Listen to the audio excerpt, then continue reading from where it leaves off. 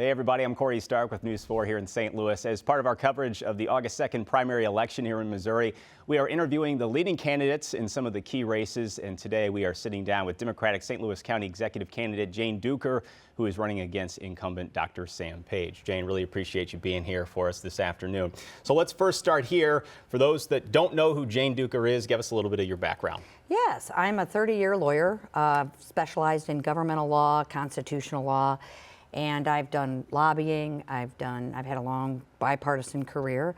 I was the first female general counsel to a governor.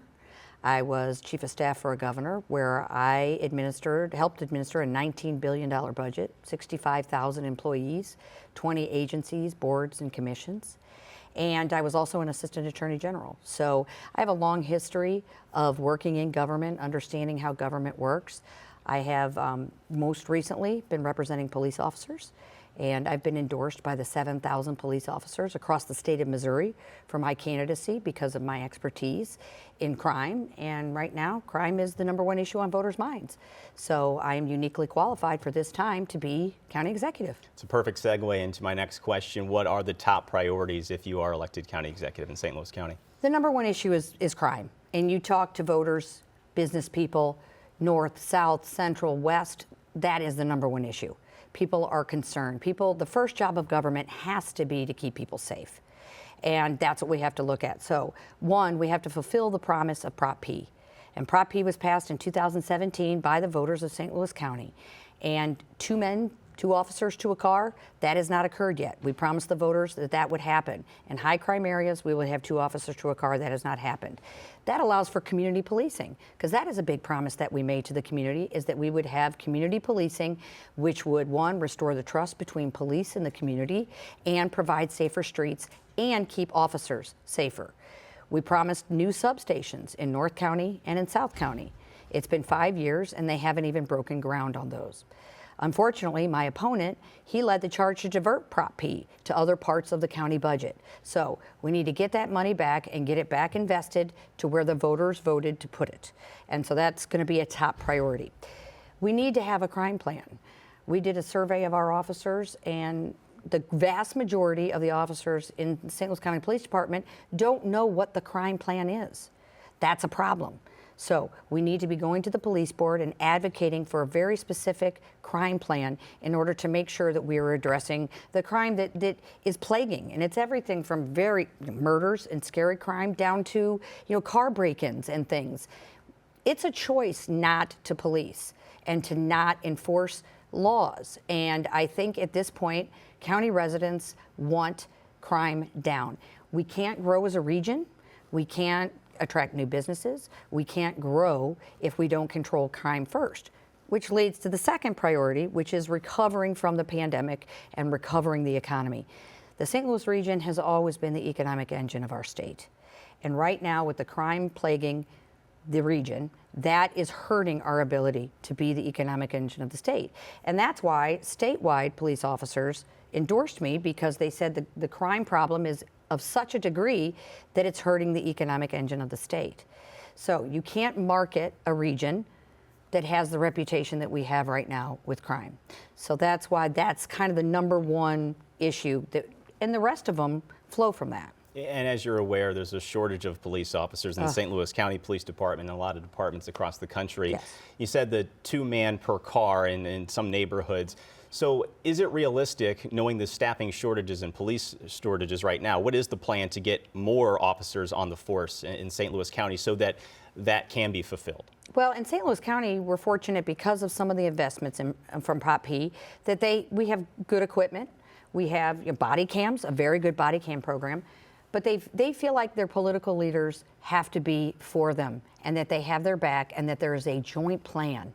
And I think when officers find that there's someone in government, politicians, who actually want a plan that the community believes in as well, that if and everybody's swimming in the same direction, then people want to become police officers. But right now, you have political leadership that are hostile to policing. So people don't want to join a profession when their bosses or their leaders don't support them. That is a big challenge. In the city of St. Louis, they lost 178 officers last year. That is a crisis point. And, crime doesn't stop at the border. I know I read that at one time in the St. Charles County Jail, every single detainee was a resident of the city of St. Louis. All the departments surrounding St. Louis City are having to police more because certain areas they don't want to police or prosecute, and that's a problem. And we need to be stronger to say, look, everybody wants fair policing. Everybody wants to be treated fairly and equitably, but it's not mutually exclusive. But I believe people in all areas of the county and the city, they want to be safe. And you support police. You've, as I said, the FOP lawyer, you're getting Police Foundation PAC money. So what do you say to critics who say, as county executive, you can't be tough when cops abuse their power? Well, I say to them that I worked with the ACLU, the NAACP, the Black Caucus, and other interested parties to come up with, and we negotiated and we worked with Senator Brian Williams in the Missouri legislature to come up with landmark police reform legislation.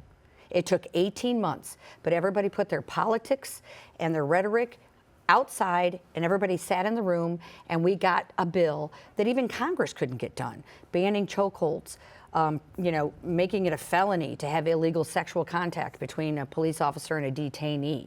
The provision that allows prosecutors to work on getting innocent people out of jail. All of those provisions preventing police officers from department hopping, which is a huge issue in St. Louis County because we have so many municipalities. And representing police, I was able to help negotiate that bill. And because they know, I think because the police officers trust me, they realize, and by the way, good cops don't want bad cops. Everybody was at first resistant to body cams, thinking, oh, this is a witch hunt. Well, now people realize that body cams are fantastic. It's accountability. And I helped work with both Police Officers Association in transitioning the body cam program. And that's been good for the community, and it's been good for police officers. And speaking of body cameras, making body camera and dash camera video available to the public immediately after a controversial police shooting, you stand for that? You support that? I do, because look, things can get really out of hand with false narratives. I've seen it a number of times. For example, that shooting at the Galleria. I mean, there was a narrative running around about being shot in the back and what was happening. And when all of that investigative material came out, people actually knew the truth. And body cams actually show what happens. And if there's something that a police officer does that's illegal or violates policy, they need to be disciplined.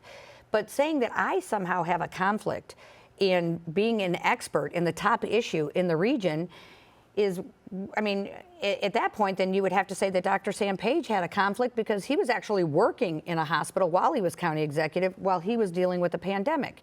It's not a conflict. It's an asset, and I am proud that I think I can get officers on board with a really good and fair crime plan. And St. Louis County Police, from what they've been doing in months past, is they'll release the video. It is edited. It is, highly edited with graphics and things like that. I think some people say, well, where's the raw video? Because sometimes when things get edited, people have questions if things are being left out. Do you think that the raw footage from those incidents need to be released versus some of the edited versions that we're seeing from St. Louis County Police right now? I don't know that I could say blanket in every circumstance, because sometimes if there's an investigation and there's a witness or there's something that has to be held back in order to make sure that an investigation is completed properly, I could see where there would be situations where they have to protect a witness or a child or if there's an investigative reason. But transparency is always better. Let's just face it. Things go badly when there's not transparency. And another thing I want to talk about, as far as the Sunshine Law is concerned, the Sunshine Law doesn't mandate closure of, there are certain records, very few though, but 95% of the time, the Sunshine Law does not mandate closure of records. The records that aren't being released, those are choices that are made. And I want to make sure that people understand. So for example, when the county executive says he's not going to release the results of an investigation of the director of health, and he says a personnel, that is a decision. That doesn't have to be closed. A public governmental body has the authority. I believe that should have been released in its entirety, especially because he kept him after that very controversial incident when he falsely accused citizens of assaulting him physically and with racial slurs. That should have been made public. Let's pivot to COVID. If COVID cases spike again in the county, causing hospitalizations and deaths, will you order a mask mandate and restrictions of indoor dining? I will look at all data. And I believe, let's be very clear, St. Louis County had the harshest restrictions in the entire state and in most parts of the country. The death rate per 100,000 people in St. Louis County was higher than the city of St. Louis, Jefferson County, Franklin County, St. Charles County, Jackson County, and the state of Missouri as a whole. So the harshest restrictions still did not, which is what we all want to prevent, which is death of our citizens. The number one metric shows that it didn't work. And that's a problem. And we need to evaluate that and that data. So cases spiking, no, that's not enough. I mean, there were times when the hospitals were getting overwhelmed. Now, the one data that we never got from people was, were the hospitals filled with St. Louis residents or were they filled with people from surrounding counties? And so how do you evaluate whether our citizens need to be restricted unless you know how many of our citizens are being hospitalized? I believe that we have the best healthcare system, I believe, in the United States. And so I believe we should take anyone who needs care. But when you're evaluating restrictions on St. Louis County residents, we need to have that data. That data would never be released. So I don't know how anyone could make decisions that citizens can believe in when you refuse to turn over the data that's relevant. And so I will look at everything. And I will say, we should always use a scalpel instead of an axe. And I felt like we have to always do the least restrictive measures to protect our citizens. And I felt like, and I think a lot of citizens, I think the second restaurant shutdown is where Sam Page lost the public, because every single restaurant was open all across the county, all across the city, all surrounding counties, and everyone just realized that it was just hurting our businesses. It was just killing our small businesses. And so people, they didn't believe in his program anymore. So anything that I do is going to be supplied with data. I'm going to get buy-in from the legislative body, which he always refused to do. Another reason I believe that people stopped believing, because everything was unilateral. If it's a great idea, then you ought to be able to get 4 members of the council to agree with you. If you can't get 4 members of the council to agree with you, then maybe your idea is not the right idea. So I'm not a fan of unilateral power. I am a fan of bringing the legislative, and that's what our charter says in St. Louis County, is that the legislative body has to have a say in these kind of orders. So it will be a collaborative process. And you will notice in the city of St. Louis, when Lyda Cruzen had the hospital and health board, had public meetings, you had experts on Zoom putting forth all the data, giving reasons why they thought certain restrictions would or would not work. And people, there was no drama. There was no drama in any county in Missouri except St. Louis County. Does your directive in that of possibly ordering a mask mandate, is that threshold, does that come from the CDC? Is that coming from local boards, coming from the pandemic task force? I mean, have you thought about what that threshold is for COVID? All of that should be. And that was the one thing that I also was very uncomfortable with, the way that it was handled, was that he would pick different data sets depending on what he wanted to accomplish. And I think you have to look at everything all the time. And so I think it's wrong to say that there's this hard and fast rule, because the more we know about this illness especially, it evolves and it changes. And I think right now to order, I have a feeling on August 3rd, if Sam Page wins the primary, I think there will be masks on everybody by the next day. I do not feel we're at that level yet. Our healthcare systems are not overwhelmed. That was always the reason for restrictions. It was to prevent overwhelming the healthcare system.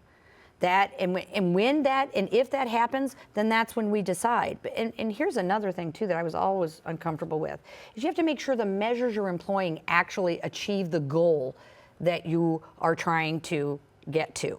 So you restrict restaurants in St. Louis County. Well, then St. Louis County residents just go to St. Charles, or they went down to the city of St. Louis. That does not contain COVID. When you are unable to work with surrounding counties, and I've talked to for example, the county executive of St. Charles, he hasn't had a conversation with Sam Page in 2 years. That's unconscionable. You know, COVID doesn't stop at the border, crime doesn't stop at the border.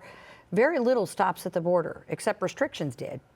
And so you have to work with the surrounding counties to do what's best, because we put our businesses at a horrible disadvantage and our numbers weren't better. In fact, they were worse.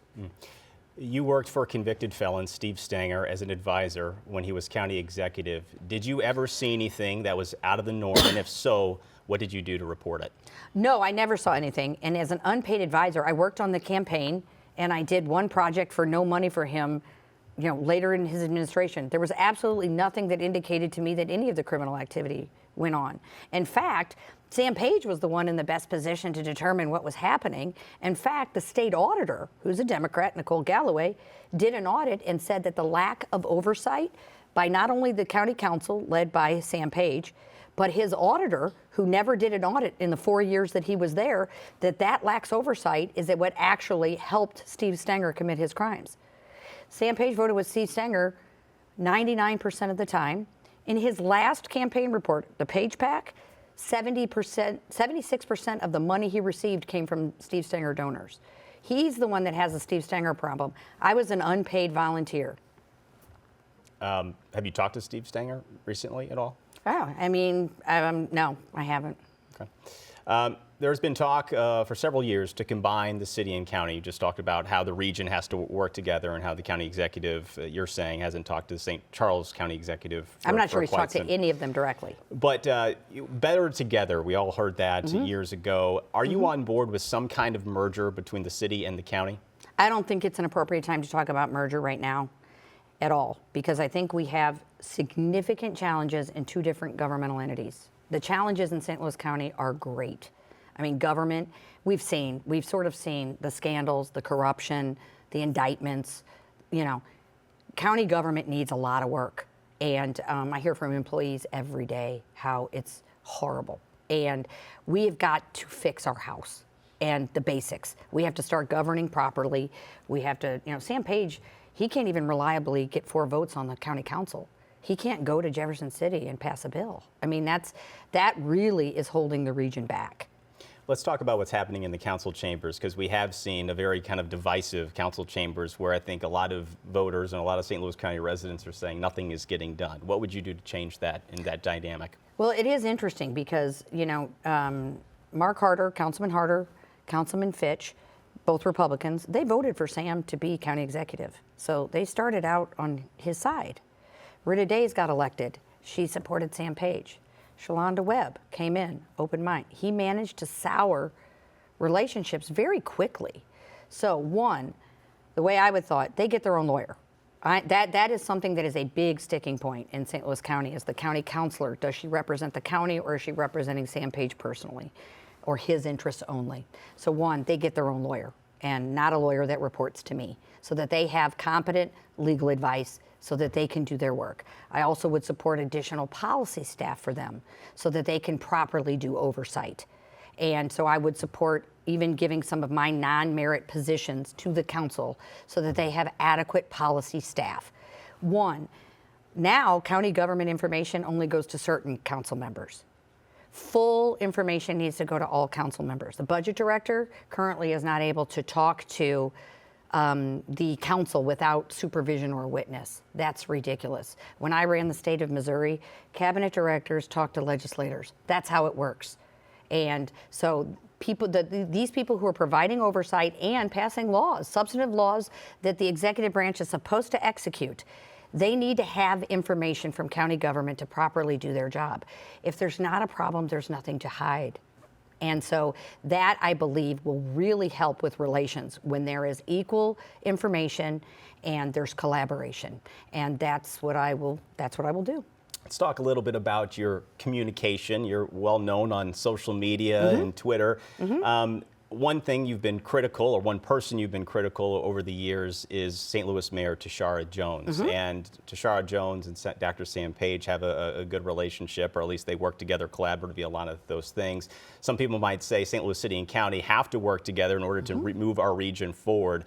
With some of the things that you have said about Tashara Jones in the past, do you think you can work together with her in order to move the region forward? Absolutely. And, you know, I do think that there are things that we're not going to agree on. I will tell you that on policing and crime, I am concerned about the collaboration between the mayor and the county executive, because what it's got is we've got violent crime in St. Louis County has doubled in the last 10 years. So I think that is a problem. And I will say that to her face. I have, and I will continue to do so. But I also think there are issues that St. Louis County has dropped the ball. So, for example, the unhoused, homeless. The city bears far more of the brunt of the region's homeless problems and unhoused problems than St. Louis County. St. Louis County needs to step up and act regionally on that issue.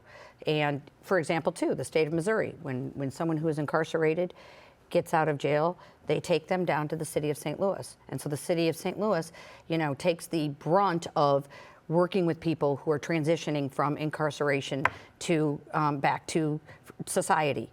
The county needs to step up on that. So there will be, I'm sure, harsh disagreements, but I think there will be things that there are a lot of agreements on.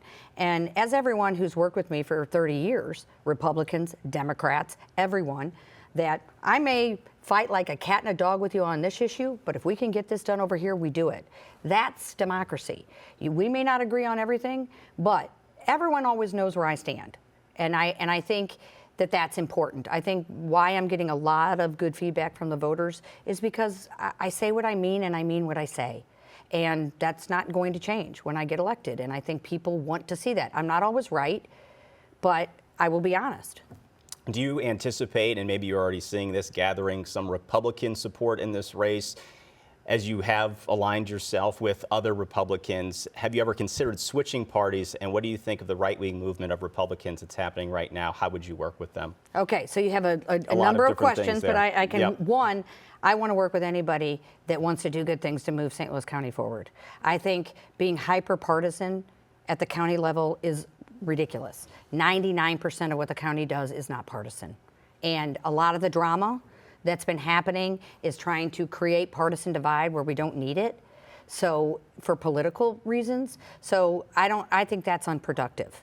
And, you know, I worked for a governor that had a Republican legislature, but you still get things done, you know, and you have to be able to do that. I don't like the extremes in either party. I've been a Democrat for 30 years. My values haven't changed. I do think that parts of the Democratic Party have gone way far left that I think a lot of people are uncomfortable with. The defund the police. I don't think that's not popular in St. Louis County at all. I also think the radical right side is, you know, really hurting this country as well. And I feel like the 60 to 70% of us in the middle are the ones who are not, all the rhinos and dinos are the ones, one, there's more of us, so we should be governing, and two, that we're the ones getting drowned out from the radical left and the radical right. So yes, I am moderate, always have been, fiscally conservative Democrat who believes in, you know, leaving people alone, not discriminating, making sure everybody gets a shot. I'm pro-labor. I have all the Democratic values, and I always have, and I've shown that for 30 years. But because I work with other people to get things done, that is an asset. So we got a $23 million grant of ARPA money from the state for an intelligence center, which we needed, which was great because then that was not county ARPA money that had to be spent on that absolutely needed asset for our police department. That wasn't the county executive that got that because he can't go to Jeff City and get any money. It has to be a councilman or someone else because he can't be up there. That's wrong. I mean, if you want to lead, you have to be able to work with all people to get police reform done. Everybody has to do their part. And I've put much bigger deals together than either the mayor or the county executive. And I think that will be an asset and that's why I'm getting broad-based support. And I'm not embarrassed that I have a lot of different people supporting me because I think the public's getting tired of the tribal politics. And I want to be proof that someone in the middle can actually govern, tamp down everything, and let's get some stuff done. Let's start marketing the county. And just to get you into the record, did you ever consider running as a Republican, being a Never. moderate? Never. And here's the deal. I'm like I said, my values haven't changed.